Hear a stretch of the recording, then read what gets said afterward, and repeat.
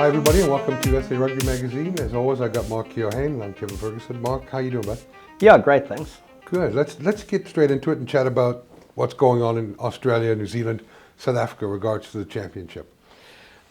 New Zealand, we don't quite know. It's Thursday while we're doing the show, so they'll make a decision tomorrow whether what's going on with they had an outbreak. Yeah. A family of 4 tested positive. They shut down the whole country. That in New Zealand style. That doesn't sound too knee-jerk. Yeah. And we wonder why they react the way they do when the All Blacks lose one in Test match a year. So yeah, there was a 45,000 sellout to the Blues against the Crusaders. Would have been a great ending to, which has been an amazing Super Rugby tournament. Not that it would influence the result. The Crusaders are already champions. If that game does go ahead, it'll probably go ahead with a crowd of 100 maximum. And the talk is that the match in Dunedin between the Hurricanes and the Highlanders will go ahead at this stage, but with no crowds as well. So that's kind of, for me, the relevance is how does that impact on the proposed rugby championship that was going to be hosted there between November and the first 2 weeks of December. Well, it seems to me that Australia now laid down their pair of twos and said, here we are. Yeah, there's just this bitch fight, for want of a better description, going on between Australia and New Zealand. And really, Australia don't come from any position of strength. Not financially, not from a playing perspective, and certainly not from a draw card perspective. So what have they said?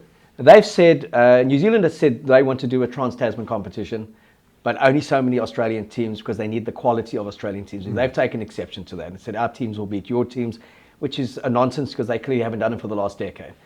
They've said, we'll play our tournament, you play yours, South Africa plays theirs, and Japan has their tournament. And then the top 2 teams go into a Super 8, and that becomes a new version of Super Rugby. That's on the table, and then a kind of rejig and how they see the Bledisloe Cup, etc. And what was New Zealand's? What's been the feedback from that? Has there been an acceptance from it? New Zealand have just said, put whatever you got on the table. We've put what we've put on the table, but we hold the cards in terms of. Do New Zealand hold the cards, or do South Africa hold the cards? South Africa definitely holds the cards in terms of broadcasting and viewership numbers.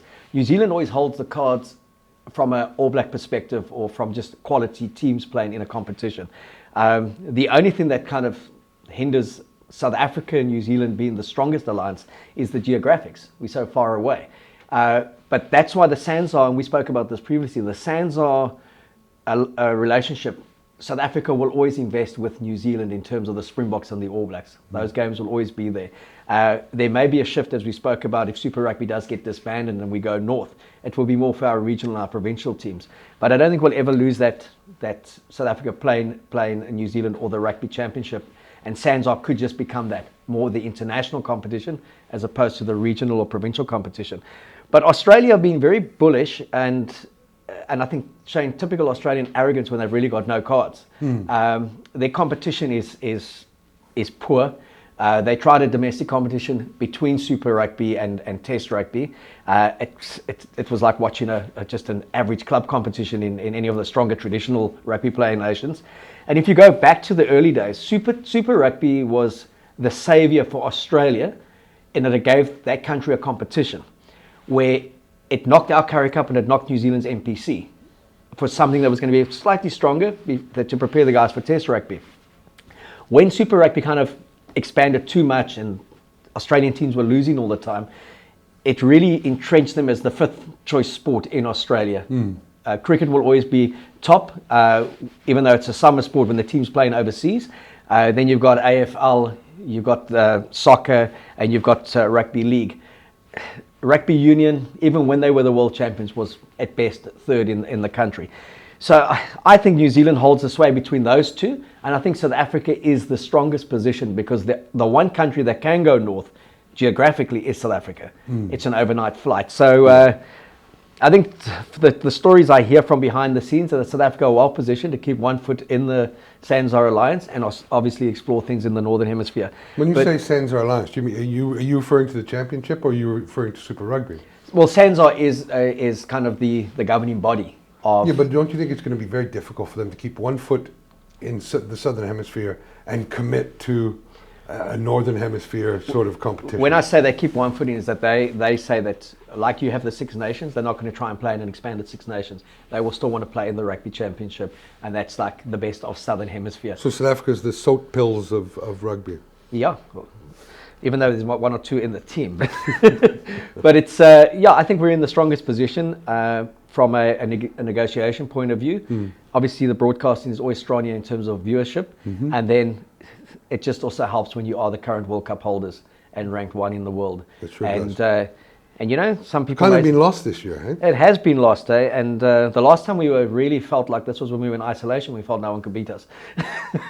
So yeah, I think we're in the strongest position. I know that there was, when New Zealand's sports minister laid his cards on the table, and the New Zealand president and CEO laid his cards on the table, I know that pissed off South African rugby's leadership quite a bit, because they knew what was going on, but it wasn't supposed to be made public that they were now going to go their own way potentially next year in an interim measure. It kind of... You know, I think, sorry Mark, I think it's very dangerous to be talking interim when we could be living in a different world post-lockdown.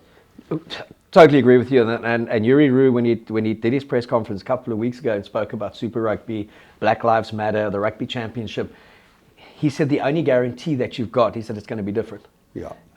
He said, so everyone talking about exactly what you said, interim things. He said they're exploring every option at the moment.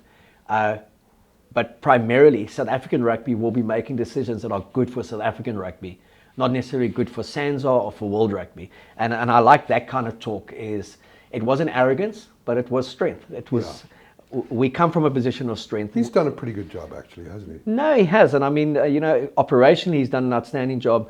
Mark Alexander, give him his dues when he replaced Regan Hoskins as an interim president. He always says that lowest night was in Italy in 2016 when they lost to the Italians, and it couldn't get lower than that. And they did so much behind the scenes. Road shows all around the country for 2 years, trying to get corporate confidence back, but also understanding they had to win on the field before they could get that. When they brought Rassie back originally as a director, Alistair was given the option to work under Rassie. He didn't want to do that. And then Rassie took over and always said it would be an 18-month job. And win or lose the World Cup, he was going to step down as the head coach, but he would want to appoint the head coach, which was then his natural successor there, Jacques Nienhaber. So we are, we've said it time and again, we're in the strongest position we've been in a long time. The calm has to be there. Absence makes people forget. All we've seen in the last 2-3 months is New Zealand rugby. So everyone's put them back on a pedestal. It's been great viewing, but I don't put them back on a pedestal. If we were watching some of the bigger games in Europe, if we were watching the top 4 teams in South Africa, no one else, there was no other rugby, they may be saying, geez, Bulls against the Sharks, magnificent game. So next year will really be the test, as we keep on saying. Whatever happens this year, people are finishing seasons, starting seasons kind of in an unknown territory. 2021, we got the Lions coming. We'll have a strong rugby championship again. That will be the post-World Cup year, you know. And everyone always says the year after the World Cup is normally a disaster, even when they're playing, because people are in this recess and then they start building again the year after that. So maybe COVID's also helped that. It's just put everyone into the stands. So yeah, I don't see much coming of the Australian thing if it doesn't suit South Africa specifically. And I see New Zealand aligning more and more with South Africa when they also kind of get off this pedestal of a domestic championship that look good in 1 year, but is not sustainable. And they kind of understand without the broadcasting eyeballs that South Africa provides, that broadcasting deal looks a lot less lucrative to international broadcasters. Okay, thanks for that, Mark.